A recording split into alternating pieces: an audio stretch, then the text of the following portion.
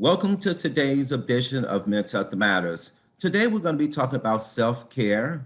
I have Beatrice Bailey on the show today, and she's going to talk about the second part of self-care. She's going to give us some tips. We're going to do some recaps. So I want you to get you something to drink, get you a snack, and come on back.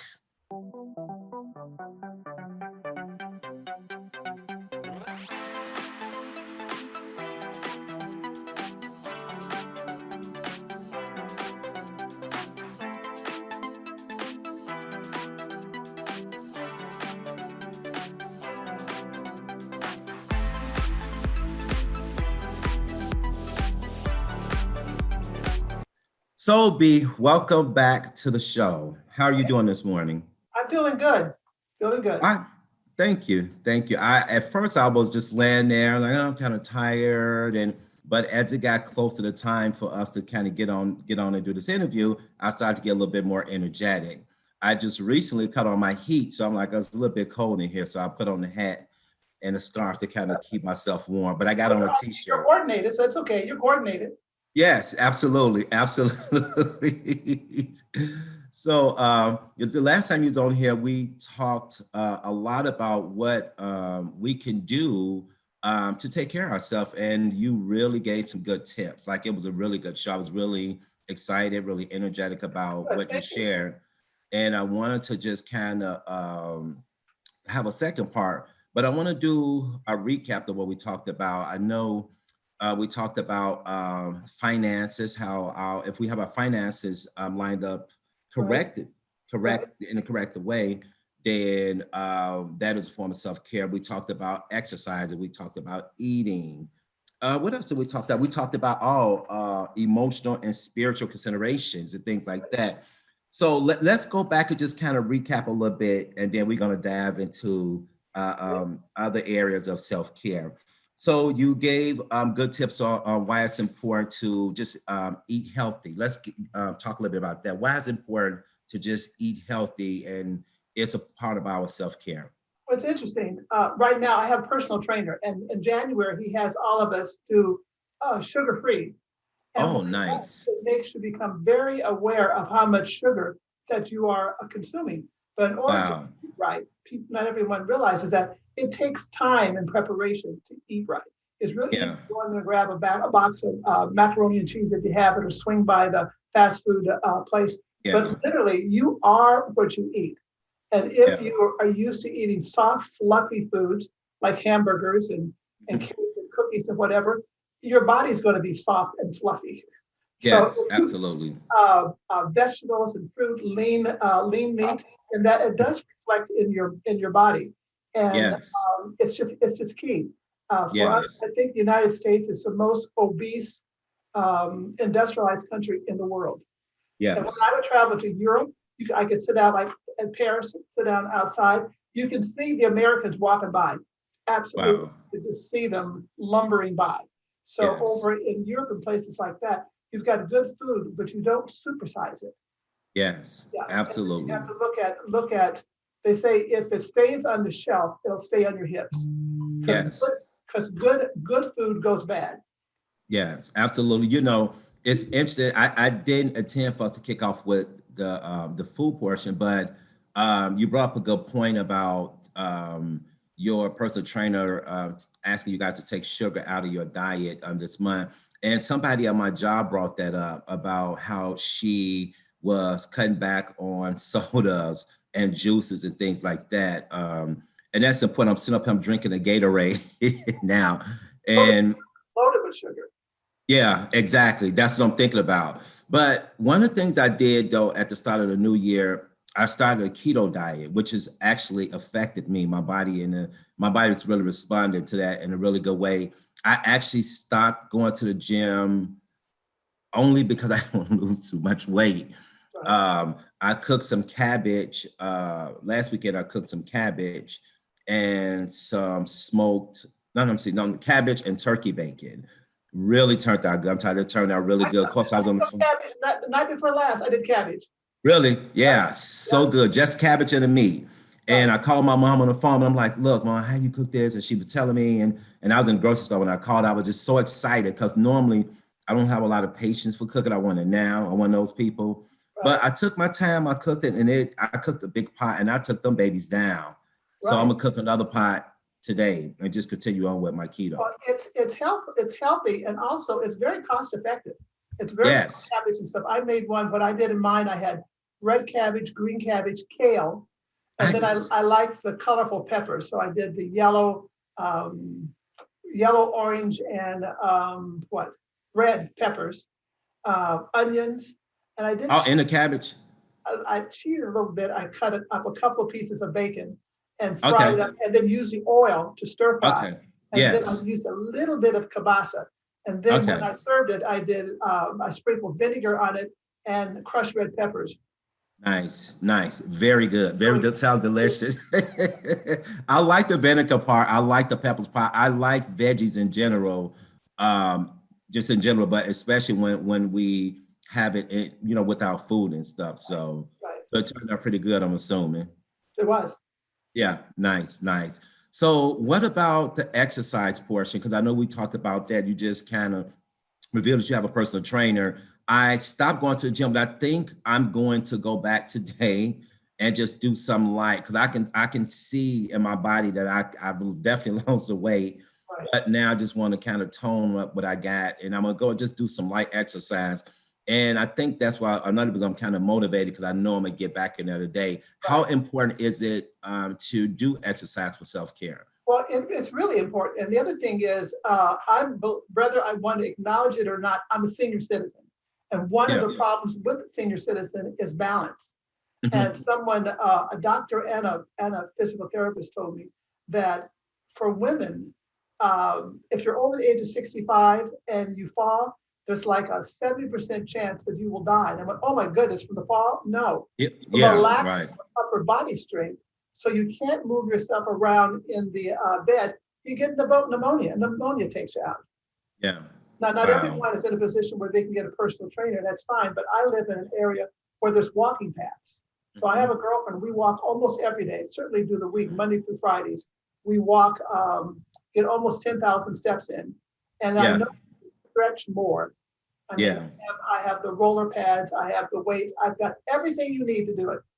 But That's I good. don't do it at home. I don't. I'm Yes. more of a gym person. I always have been a gym person. And so Yeah. I work out with my trainer in his garage. He's got everything Mhm. up there, and it's great.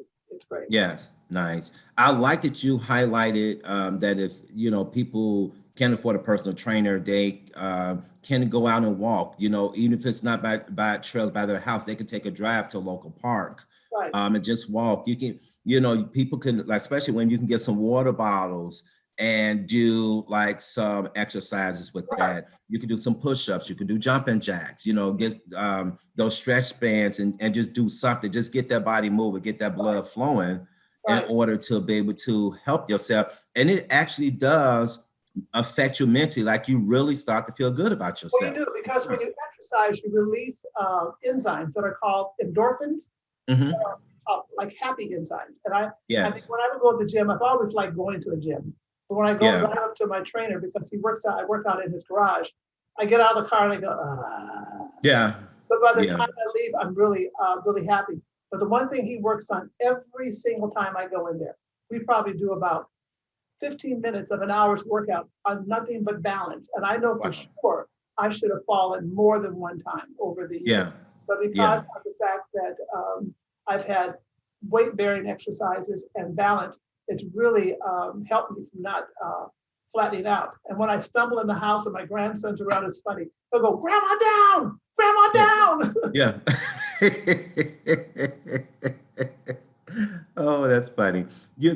I stay in a two-story home, and I don't know why I do this, but at night, if I happen to just need to get up at night in the middle of the night, I will not cut on the lights in the hallway. I just, say for example, if I need to come downstairs and adjust the temperature, I won't cut on the lights. And it's like in my mind, I know the steps, but one day I took a fall and I was like, oh my God. I mean, I just tumbled down and so my cousin was laughing at me because he was like, man, see, that's what you get. You should always cut on the light. Don't just try to go by memory Right, because you kind of groggy and you may miss a few steps. right. Even if it's just a little night light. Though you can Yeah. get those little ones that are adhesive. You can post next to the stair. So as you when you walk down, the light comes on. Yeah. You Yeah. like Yeah. that. So I need to, yeah, or cut the light on my phone. It's just, I need to do better about that. We need you, Jesse. We don't need you at the bottom of the stairs. Yes, And so, in absolutely. addition, even with that, I knew this one lady, and she and her sisters were concerned about their parents because they lived in a two-story house. What Yeah. they had one of those phone systems that had multiple extensions. They had an extension at the bottom of the stairs. Wow. So Yeah. if one of Wow. the parents fell, they could Yeah. reach the phone. Very, very smart. Very It was. smart. It was. Yeah. Finances. How important is it to have our finances on point, our ducks in a row, so to speak, our checks and balances? One of the things I do every year, I'm gonna say this, is at the end of the year, I always I have a spreadsheet that I created, and I always at the well, let me go back at the beginning of the year, and I did it this year to always do financial goals for myself, Right. and I based it off how much I made last year and how much I want to make this year, how much I want to save into my savings account and things like that. And at the end of the year, I go in on a spreadsheet and see if I obtain those financial goals for myself. And for me, that's important because I want to set myself up for success. I don't want to live off credit cards or paycheck to paycheck and things like that. I want to be disciplined enough where as I do start to climb the ladder in my age, where I will be okay. So how When you do important that, you is need to that? look at and make the differentiation between what you want and what you Yeah, need. I would really, right. really want some new workout clothes. Do I really? Yeah, No, I don't wear all the ones that I have. So I guess yeah, another way to look at, do I really need it, or do I just want it? Or am I just bored? I mean, you look at the yeah, amount of people that have, I've done more online shopping, but not for yeah, clothes necessarily because I'm bored. I'm in the house. I have yes, closets full of clothes that I haven't worn for a year because I'm yes, locked in here. So you yeah, have to do that. There's a wastage. If you look around at your excess clothing, I look at dollar signs. Here's a yeah, $12 boss that I bought on sale. Oh, here's a $30 pair of pants that I bought that I'm not wearing. And you start yeah, adding that stuff up, yeah. and you're just wasting money. Yes, it's interesting you said that too, because I was just telling I told my cousins on Monday, I purchased two coats last year, true story, that I have not yet worn. Right. And I purchased two more this year that I have not worn. Now I have four coats. So his response was like, man, well, you'll eventually get the wham. And I said, that's not the point. Oh, It's like I'm spending money that I don't need to spend because I really don't need these coats because I got a closet full of clothes. right, right. Yeah. Wow, that's interesting. Now let's talk a little bit about the spiritual aspect of self-care. Why is it important for us as individuals to have some type of spiritual self-care? I know for me, I pray. I like to read the word, like affirmations and things like that. And that obviously for me, and it helps keeps me grounded. It is the focal point and the head of my life, which is Christ. So why is that important for people, in your opinion? Well, in my opinion, if you are grounded, and I'm a Christian as well. I don't care if you're a Christian, a Muslim. I don't. It's making a difference. But you need Yeah, some type of religious understanding, religious belief system. So when you're overwhelmed, you realize you're not in this alone, and you can release yeah, your stress and what have you to a higher power. And that's why, in my opinion, it's really important when you're going through traumatic situations. Some are unique, and some are just repeats. And if you're a yeah, person of faith, you can look back and say, you know what? I went through the dying and death of my husband. I was able to yeah, deal with that. I can deal with COVID. I can deal with yeah, not seeing my daughter for almost a year. It breaks my heart, but I yeah. can deal with that because again, I know I'm not in it by myself. Right, exactly, exactly. Um, yes, very important. And even like now too, a lot of churches they are having services online now. And I know one of my friends, parent, dad at least, his church and the church people, they've actually started like this app that they have where people are on this app, whatever, 24 hours a day, and people are praying. They have certain times that they're praying, taking shifts where if they need a prayer request. And I remember him telling me that that makes him feel good. It makes him feel good that he has this support system in place where no matter what time of the day he wake up, you know, if he ain't work, if he's wake up at 2 in the morning, he can click on his app and say, hey, I'm not feeling good or whatever, that he can, you know, send his prayer request through. It's good. So for Or, him, that's very important. yeah, but you realize you're not paddling your boat all by yourself, which can be Yeah, overwhelming. exactly. With COVID, that it can be extremely isolating. Very, very Yes. isolating. And if church is what you're used to going for your spiritual fix, for lack of a better term, and that you're not Yeah. going to church. A lot of you go to church Yeah. also for the socialize, and be able to see Jesse there, be able to Yeah. see Martha there, be able to see this person there. Yeah, yeah, yeah. None of that is going on. And you're at home with a cup of coffee in your pajamas or your robe, clicking online to church and either watching the whole services or ducking out on a certain portion and then go having something to eat and come back. So it is, I find that I'm not as disciplined regarding church now that Yeah. it's online. I'm not. When I Yeah. taught Sunday school and church started at 8:30, I was locked and loaded in there. But now if Yeah. I've got a variety of different options in my church, I can watch it at 8:45, 10:30, Yeah. 12 o'clock, 5 o'clock, or I can Yeah. go online and it's already recorded. And so when it's convenient for me, I can zip on and watch it. But I Yeah. find that because of COVID and because of online, I personally am not as disciplined as Yeah. I used to be. Yeah. Yeah. And I think that's what all of us, even like now working from home, I still going to the office, although I have a choice to work from home. Right, I know I'll start watching TV, I'm throwing laundry. I'm gonna be right, distracted. right. And so I just make that choice to go into the office. That's good. Um, let's talk about cutting bad relationships, cutting bad people off that don't mean you no good. I was talking to a friend the other day, and she just pretty much was telling me like she has a very estranged relationship with her mom, and I was really trying to coach her into taking a high road, being a better person. I was like, I don't really need to know details, but at the end of the day, this is still your mom. Just try to, you know, and then other family members and other friends. And she was like, I can't do it. Like, I really, for her, she said, I need to be in this space and they need to be in that space because she said, Jesse, it really affects my mental health. Well, and it can And be that way. It can be that because the people, your family is the one right. have high expectations. They also Hmm. know where your buttons are. And then if Yes. you have this, and we all have, I have a wonderful family, but there's dysfunctional aspects of my family. So if you're Yeah. around certain people and they bring out or bring up those feelings of insecurity or self-worth or whatever, you've got, again, the way that I run my life, and I've lived here Yeah. a long time, I Yeah. don't care who it is. I'd say if today were the last day of the rest of my life, would I? And that eliminates a whole bunch of stress. Would I be Yeah. around a relative that makes me feel bad, makes me feel sad, Yeah. makes me feel nervous? And this is my last day on earth? No, I'm not going to do it. I'm Yeah. just, Yeah. Yeah. And she pretty much said the same thing you said in so many words. She was saying that, you know, their expectations of her, it's unrealistic. She said, I'm not like my sister. I'm not like my brother. right, I am me. She's the youngest. And she said, you know, I'm happy with my life. She said, I didn't go and get all these degrees or whatever, right. but, you know, I got a good job. I'm working, you know, I'm a productive member of society. But her mom has these expectations that she should have followed the path for her life that she wanted. And so I'm like, well, I get it, you know, but that's tough.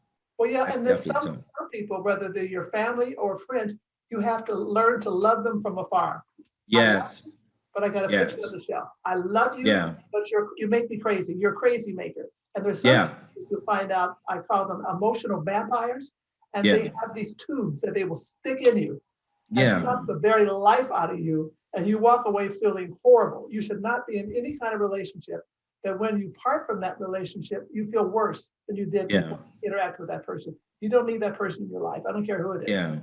That's crazy how, so, and I just imagine that there are people in those certain situations, but they don't know how to get out. It's like being in an abusive It relationship. is. It is.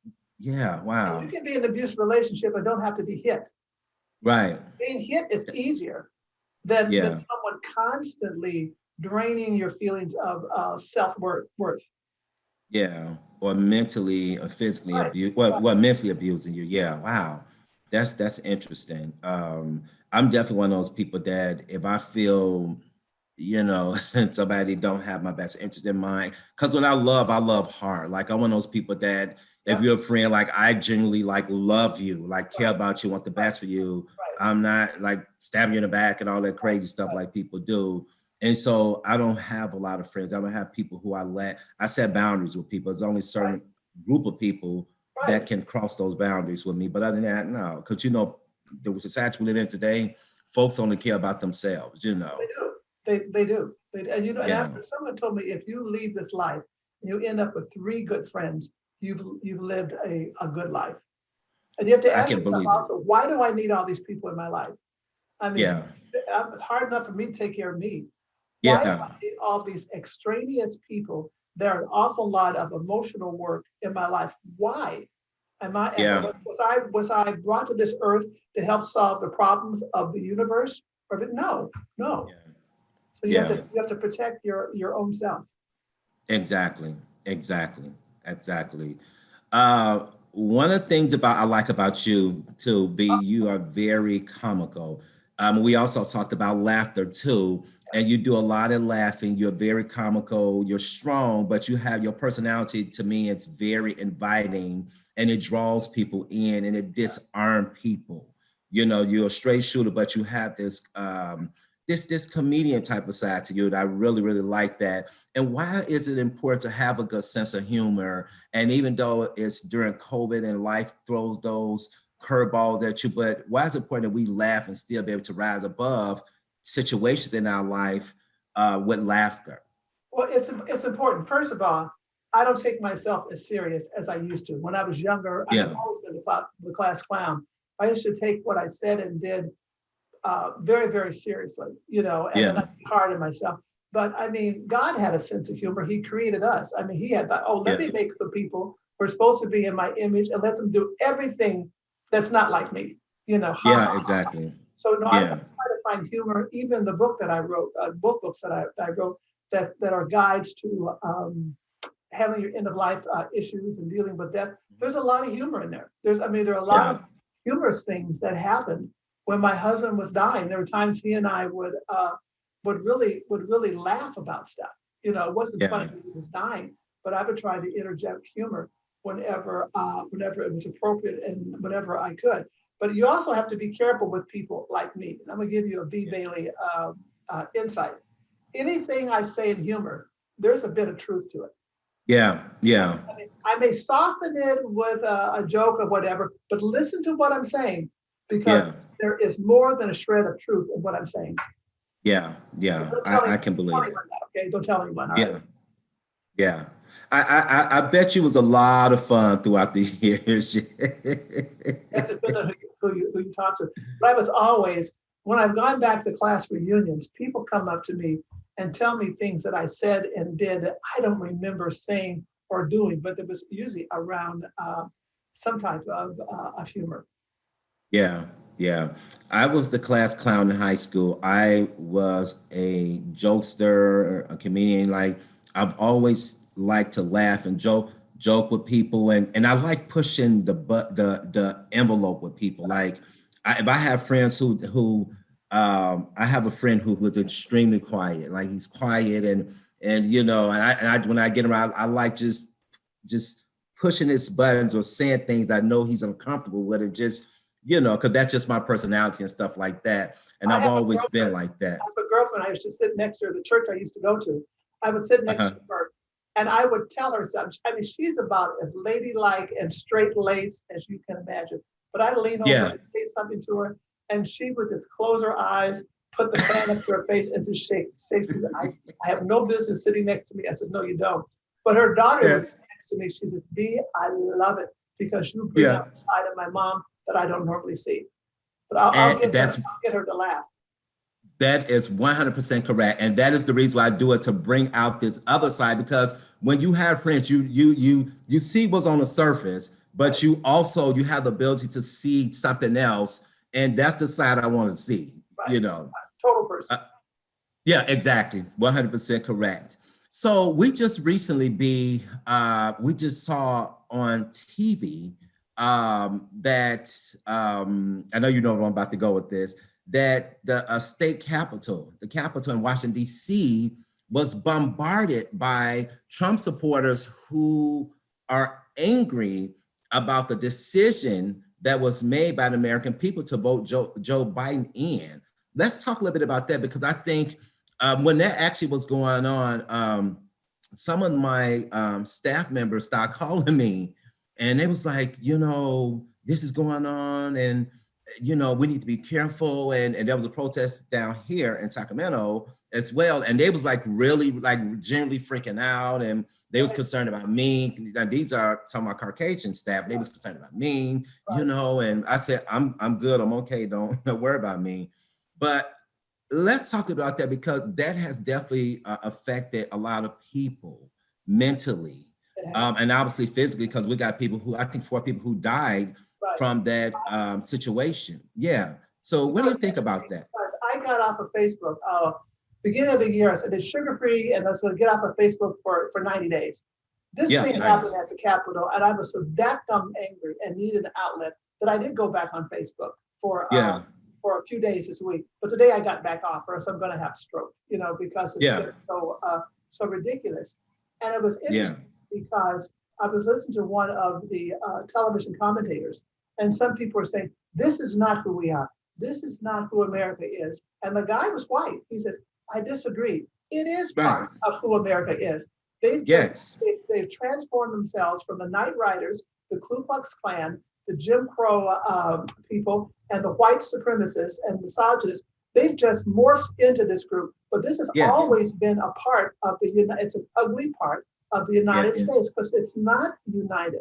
Even if you go yes, back and look at our Constitution or Declaration of Independence, it was designed for white males, not women, yes, not people of color. Well, heck, in yeah, the Constitution, we weren't even a full person. We were 3/5 of a person. yes, And you looked at the Electoral College. The Electoral College that created a lot of this madness was based on placating the slave states. And the yes, slave states, they wanted to be able to include the population of the blacks, well, at least 3/5 of them, and then mhm, be able to use that for leverage to get representation into Congress, but the blacks wouldn't be able to vote. right, So exactly. it's a troubling time, and I Yeah, read something that said we cannot heal unless we reveal.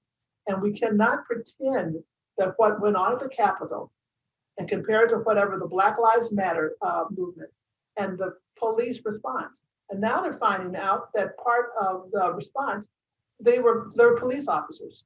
So they mhm, were they were barging in the door, they were showing their badges. And I saw something wow, that made me shake my head. It was one of the riot police taking the hand of some woman and helping her gently down the stairs. She's an older woman, but taking her hand slowly, step by step, helping her down the stairs, and she was one of the rioters. Now you tell me if we had a bunch of Muslims or Muslims yeah, uh, or Black Lives Matter blacks, people yeah, taking the bear, well, they wouldn't have got that far. The no, no, the no, carnage would have been unbelievable because you can look yeah, at the way that the federal government was able to clear out that square so that IQ 45 is what I call him. He was able to come over for a photo op with the Bible upside down. They cleared yes, that place out in 5 minutes. Now, why yes, did they do that in this yeah, instance? I mean, it's to me, and that was a comparison that white American can't, they cannot they can't look the other way. You can't pretend it's mhm, it's nothing other than racial discrimination. You can't. yeah, But yeah, exactly. I've been upset. I know Mhm, that Trump has been banned from Twitter and Facebook, but that should have happened exactly, a long time ago. exactly. So now we're closing the barn door after the entire herd has gotten out of the barn. So there's a lot of inward looking that people at a reckoning. This country is coming to a reckoning. Then I read Yeah, online that this whole riot was funded. I mean, it takes a lot of money to do that. allegedly funded by Russia. And I believe that's certainly possible Wow. because Wow. you've got Russia laughing their behinds off at the United States, the beacon of democracy, the leaders of the free world. It is an embarrassment. It is Yes. embarrassing. Yes. I definitely agree. You know, I was in Walmart yesterday, and um, I was standing there, and it was like I felt like something was telling me to turn around. Like, you feel and sense Right. something, That's the and Holy it was Spirit. a yeah, exactly. Well, of course, yeah, the Holy Spirit. And I turned around, and there was a white guy all tattooed up. He was tattooed up, and he had these big holes in his ear. And all of a sudden, he was talking about, yeah, I'm from Orangeville. I'm a Peckerwood, and blah blah blah. And he was talking about, yeah, these MLs voted for Biden. So of course, I know this was directed towards me. And so he kept going on and on. And so I'm like, I started really within myself. I'm like, Lord, please help me to remain calm. Because my first thought, Guide my honestly, tongue. Guide my tongue. yeah, yeah, my first thought was to knock him out. I ain't gonna lie, I'm just being honest with you. I was, I was starting to get riled up, and I'm like, Lord, please help me to stay calm. And I'm praying on the inside. He was constantly going on and on. And this white lady, she came over and she started hollering at him. And so she started recording the whole thing. And she said, I'm so sorry you had to go through this. I'm not like this. And he was just going, and then he was like, I'll meet you outside. And so this time she was like, well, you need to, I said, no. I said, I'm going home at this point. It didn't matter. I'm going home. And so this white lady, she was so supportive. She followed me out. She kept recording the whole thing. And we actually changed numbers, believe it or not. She said, if something happened, here's my number. You can call me, Good, I'll be good. a witness, whatever. But that guy knew. I'm telling you, he knew. And I think because my calmness, I think that brought fear to him. I'm serious because I said, Lord, you got to help me because if this guy approached me in a very threatening way, I'm going to lose control. I knew I was going to lose control, and there was nothing that was going to be able to stop me but God Himself. I knew that, and then God just he orchestrated the whole thing in terms of just keeping this guy calm, like back up off me. And he was talking all that stuff, but he was not walking towards me. You know what I'm saying? The lady she was Have, calling, have to lemon twist him. Did you see that one huh? video, lemon twist? A very similar. I I have to send it to you. A very similar yeah, situation like you went through, and yeah, the black man, a nice black man was sitting there just buying something um, at the 7-Eleven, and this guy was saying, "Well, I can use the N word there, and the N word, and the N word, yeah, I'll use the N word." And the brother was just as cool as he could be. He reached yeah, in his bag, and he had one of those like 12-ounce cans of lemon twist, and yeah. looked at him and said, "What are you gonna do? You gonna hit me?" You knock the poop out of this man. So now the phrase online and with the kids, do I need to lemon twist you? Do I? Yeah, yeah, exactly. Yeah. Exactly. Yeah, it was, believe me, somebody was gonna get seriously hurt. It Right. wasn't gonna be no fight. Somebody's gonna be in the Right, hospital right. real bad because Righteous I've indignation. Righteous indignation. yeah. So I was glad that,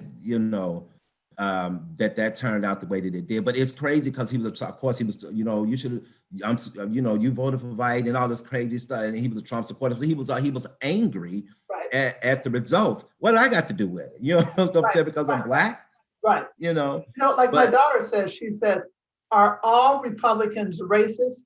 She says, no. But no. Trump supporters are. How can you Mm, support a man who started out his candidacy by talking about Mexicans, making fun of yeah, people who are disabled. I mean, talking about women. I mean, how can you support? It's not funny. It's not. yeah, It's cruel. It's not funny. But if yeah, you support him, that tells me an awful lot about you. And I've gotten rid of so-called friends yeah. who are Trump supporters. I have. Yeah, yeah. I can't It bear. affects us. Yeah, yeah. It definitely put a strain on people's mental health. All Right. this stuff is going on. It's challenging the government systems. It's challenging people, personal relationships. It's definitely challenging people who support. the opposing party, and it's just it's hard. I mean, it's really really hard. And you can't get away from it's everywhere. Either stop watching TV. Right. I'm off of Facebook, but I was off it before. I'm gonna try to stay off Yeah. Facebook. But then I also limit the news because when this went on, I could not stop watching it. I wanted to stop Yeah. watching it, but I also was watching history. It was horrible history, but I Yeah. was watching history. Whether it was the night before, I was up all night watching the Georgia race because that Yeah. changed, the complexion of the Senate, and that was. And you have to admire Stacey Abrams and her entire organization. No matter how much they tried to do voter suppression, and they did do it, and that Yeah. got the vote out, and Yeah. I admire that. So if my vote's not that important, I'm just this old black lady. If my vote's not important, why is the government systematically trying to suppress that vote? Then I heard some Yes. Republicans said, if we don't suppress the vote, never will be another Republican candidate in the White House. Well, shouldn't whoever the most people like, shouldn't that person be the president? Yes. Yeah, but Absolutely. we've got a history of that. I mean, with the poll tax, and the newer version of that is the people who they're going to allow felons to vote, but then they've got to pay Yeah. off their fines before they do that. Anything they can do to suppress the black vote. Yeah. Wow. So let me ask you, like, like growing up, did you experience any type of segregation or racism back then? Like, how was that for Well, you? I grew up a bit in a bit of a bubble. My father was a minister, not all the time. Became a minister. My parents are very well known. My mother was a well known gospel artist, and I was raised in Iowa.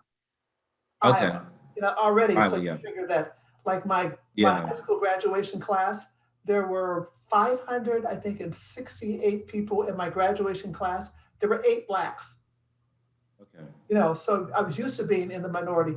And it wasn't the racism back there wasn't as overt as I found when I came to California, but it wasn't Yeah. as overt. But I can remember once they had usher jobs available at the RCA or RKO theater downtown. And me and my friends, my little white friends, I had plenty of them, we'd go down to interview for a job. They got jobs. I would interview Yeah. for a job. There were no openings. And I went, oh, Wow. okay, I'll go back home. And it wasn't until later I realized because I was so sheltered that, wait a minute, Yeah. they just didn't want the little black girl down there. Yeah. Wow. Wow. That's yeah. That's that is just so interesting. Sometimes I think back and look on situations that have happened in my life. A lot of Right, crazy situations, right, police, jobs, and just and I'm glad I am where I am now, at a place of peace, right. um, with the Lord. But I've learned that that's other people ignorance and lack of Right, education, right. and it's just sad to focus on that. Meaning, people discriminate against people for their race or their gender or whatever it may be. It's crazy to me. Absolutely That crazy. happened. You're talking about when I was growing up, and I can remember when I was in the grade school. I lived in a mixed neighborhood, really more whites than blacks. In Iowa, of course, it's Iowa. And there was a guy named Bob, and Bob would walk me. We'd walk to grade school every day together, every day, every day, every day. My father used to tease me, "Oh, that's your little white boyfriend." No, Daddy, we're just friends. But he was tall, which I love that. So we Yeah. go off to the same middle school. He refused to speak to me. And Wow. we lived Really? just a few doors from each other. I became, and this is someone that I saw like 6 days out of the week, 6 days out of the week. Wow. And once he got to middle school, he refused to talk to me. And high school, That's he just crazy. ignored me, lived right up the street. And That's we were crazy. like this growing up. But then it wasn't cool, once you go to middle school, to be friendly with a black girl. Yeah. And Wow. that was My really hurtful as a young woman. I was confused by it. yeah. And on the other hand, there's a guy named Larry Cheek, and we're good friends on Facebook. He was cute. Larry was one fine white boy, and he Yeah. loved the sisters. He loved. Yeah.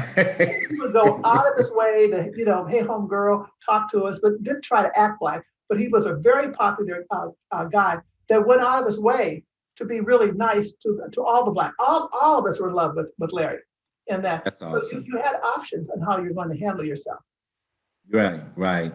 You know, I have a my pastor who I moved to California help him and his wife with the church.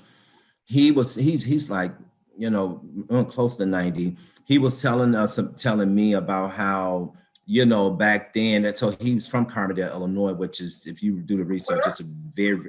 Carbondale, Illinois. You said Carbondale? Yeah, Carbondale, Illinois, correct. My family's from there. My Really, I went. mother, That's where I got my bachelor's my degree mother, from. my mother was raised in that area. Really, yeah, yeah. That's why I went to school. At yeah, and you know, he was saying how that town, the area was very racist growing up, and he was saying that all the because they had like black maids and house cleaners and stuff. He said his mother and father were the only Caucasians on the block that allowed them to play with the African American kids. You know, when the maids or house cleaners will come over and you know, sometimes have to bring the kids. He said we were allowed to play with them, but our other friends and families on the block, they would not allow their kids to play with the maids' kids, you know. And he thought it was strange, you know. And so now he has 5 kids, and every last one of them is married to somebody ethnic. His one daughter, she's married to a Japanese guy. He has 2 other daughters that no, one daughter's married to a Japanese guy, one daughter's married to African American, one daughter's married to a Mexican, and his 2 sons are married to Mexicans. That's And great. he said that, yeah, he said that this is, you know, he said I wanted my kids to have the options to make their own choice and not be pressured by what society think about them. Right, Yeah, right. very open-minded guy. Well, see, and that's Very also part of open-minded. the problem with the racism in the United States. It is because of the browning of America. Whether you like it or not, there's going to be, in the next 50 years, there's going to be more brown people here than Yeah, white people, which I find yeah, ironic because not the United States, but uh, America, when they, first of all, you can't discover a country with people already in it, and there were brown right, people in this country. And so right. now the pendulum is swinging that this country is going to end up being brown. And I think part of the this is my opinion of the problem with the racists is that they think that once quote we the brown people get into power, that we will treat them like they treated us. And they've That's not done true. um, psychological experiments where they had one group, face racism, and then the role switched. And the people that experienced racism did not treat the other people that way. Yes, I definitely agree with you on that. I Right. definitely agree, and I can speak for personal experience. I know when I felt racism coming from people, whether it was at job or friends, families, or whoever.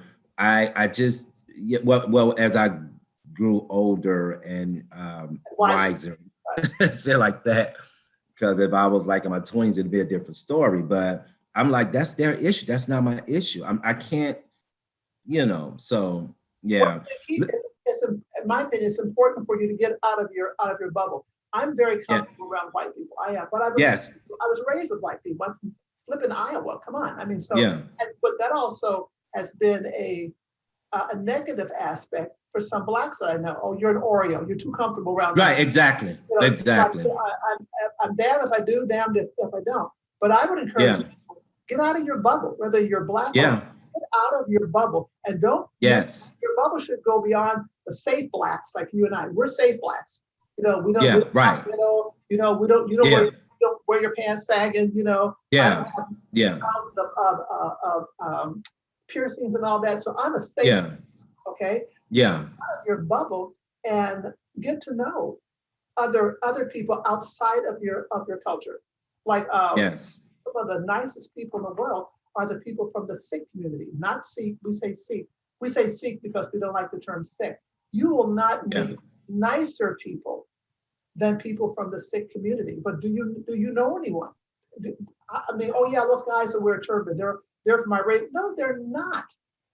So it's like I tell people, crack a book, do some homework, and don't have your knowledge based upon what you were taught as a child or in your house. Racism, I mean, why is racism keep going on? Because it's continually taught. My Yes, grandson, I live 100%. out Gold River, and my son used to live in Gold River. That's a hoity-toity area. But my grandson, when they would go to school down at Gold River Discovery Center, every other day they could call the N-word. Every other, I Wow. wanted to go down there and I was going to pitch and you know what. And my grandson said, Yeah, Mimi, you can't do that because one child will stop, but the other ones take it up. So it's frustrating for me to have been used had the N word thrown at me. My daughter had the N word thrown at her, and my daughter and my son. My grandchildren have had it, and my great grandchildren have been called that. I mean, come on, people, yeah, come on. yeah, yeah. I about I think it was in November. I was coming. Oh, I was going into Safeway, and they had this little white guy. He been about 16, 17 years old, and I saw two customers. They was white, because he was like going to grabbing the carts, putting them, pushing them back. One of those jobs. And I saw like two people walk up and hand him some money. It was just give him a little tip. It was around Thanksgiving and the holidays. They gave him a tip. He took it. So what I did was I called myself going to be generous. I ended up getting $20 back from my purchase because I wanted to give him a tip. But Do you? I don't know if I said this to you or even brought this story up, but do you know I went to give this boy that $20? He said, "No, I can't accept tips." Sure did. oh yeah, because I was surprised, but because they can't accept tips, Yeah. but they Well, can he accept took. tips from the black guy. Yeah. Right. Exactly. He did not, but he took it from the other two. Wow. Because they said happy holidays or whatever, and and he oh thank you. But and so when I saw that, I'm like, okay, I want to be generous. I got $20, a bill Right, back, right. and I went out there. He was bringing the card in. I said, happy holiday. And he said, no, sorry, I can't accept tips. I said, okay, yeah, crazy. But that's just And the you know what? And it's interesting with all of the racial reckoning that's going on, particularly last year, in that if you get caught up in it, and you can be, because if you're a person of color, every place you look, whether you're looking at the newscasters on TV or you're looking, every place you look, you see so much white privilege. You can yeah, really do a personal death spiral that you can't even stand yeah, to be around white people, because the fact that no, no. So you need to pull yourself out of that. And but also be right, aware of how you are feeling and then ask yourself, why am I feeling this way? And what can I do about it, if anything? yes, that's exactly right. Yeah, I don't allow myself, because people are individuals to go in that place. Like you said, I think it's important to be around and get to know other races outside of your Right, own race. I think that would help you become a well-rounded person. And then it would also expand your knowledge, right. about people, life, things, situations, and stuff like that too. Because Yeah. most of it is based on ignorance. Well, I always thought Yeah. that I always thought that well, no, no, get to know them so they don't become they. Yeah. Yeah, absolutely. We got about 5 minutes. I want to talk about this too, the vaccine. So, the vaccine is now being implemented. For some, it's a form of self-care slash healthcare. For others, it's like, no, it's more detrimental into their mental health. I've know certain people said that their jobs require them to take it, other jobs don't. And some people who are in the workforce that do not want to take this vaccine for COVID, it is definitely causing a lot of mental stress to them because obviously they don't want to lose their job. But if it's a requirement, it's like, Right. okay, what do I do? Let's talk a little bit about that. They said some doctor, I was just reading yesterday, there's some doctor took the vaccine who was very healthy and died maybe like a week or two later or whatever after taking the vaccine. Well, I was told that I heard that the people that get the vaccine and then become ill, they already were positive, but they didn't realize that they were positive. But any kind of vaccine, any kind, you can go to the dentist. You look at the forms you got sent up to the dentist, you're going to get a tooth extracted, and that anything can go wrong with any kind of medical procedures. But I know that there are many blacks that are leery about taking the vaccine. And I saw a Yeah, posting on Facebook, which I thought was great. I said instead of bashing blacks who don't want to take the vaccine. I'm one of the more leery ones, even though my daughter would me be, too. yeah. But they need to acknowledge the history of Blacks, the government, and medicine. I mean, you look at the Tuskegee experiment, where you had these Black men who had syphilis, and they were told, well, we just want to test your blood or whatever, but if anything goes wrong, we will make sure you have a funeral. We'll take care of any of the medical expenses for your family, whatever. And they let those men suffer the ravages, the government or federal government, the ravages of syphilis, even when they knew that penicillin could cure it. They just Yeah. let these men go on. And it wasn't until, I think, 1974, that's not that long ago, that the experiment was stopped. And Yeah. so we know Wow. that. We know that. Yeah. Wow. That's absolutely crazy. I choose not to take it at this point. I'm grateful that my job does not require us to take it because I would definitely have to have a conversation about that. Right. I don't, I just don't trust the government. I'm sorry. I don't, yeah, it's too much stuff happening. And the fact that this doctor was healthy, it came out that the doctor was healthy. And after he took it, he started getting some stuff going on with his body and his other things started happening, went to the hospital, and it was just like downhill from there. Right. And I personally don't think that they got a 100% hold on the vaccine. I think it's just to get out there, and as people get the shots, they're kind of being guinea pigs because if things happen, they're going to bring it back in, do more testing, and Right. no, I'm not going to be one of those guinea No, pigs. I'm not going to take the early dose. I was at my doctor's yesterday, Yeah, and she asked me what I thought about it, and I said, "Well, I'll probably take it, but not anytime soon." I figured like yeah, June, yeah, like that, but so they should have worked the kinks out by then. But it's troubling times. This virus has brought everyone to their knees. I yeah, mean, like I say, I'm blessed. I said we're all going through the same storm, but we're in different vehicles. Some people are in a cruise ship, yes, really didn't bother. Other people are hanging on to floaties, just trying to yeah, keep afloat. So we have to be aware of that. And part of my self-care is I look around and say, who can I help? I'm in a position where I yeah, can help people. Who can I mean, you're gonna flip the guy $20 and who needs help that I can help them with?